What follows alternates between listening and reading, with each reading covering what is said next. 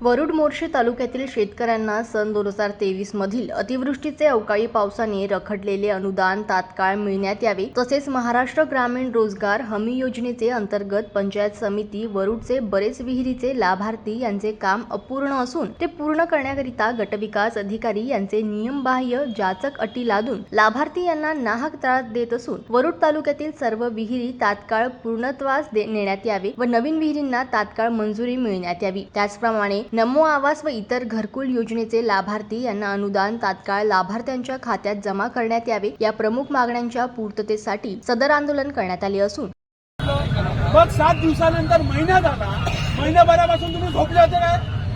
तुम्ही झोपले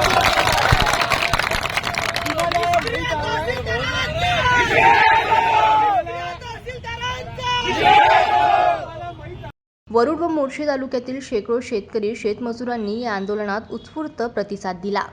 जनमत लाईव्ह न्यूजसाठी मोर्शीमधून सोमेश्वर शहाणे यांची रिपोर्ट।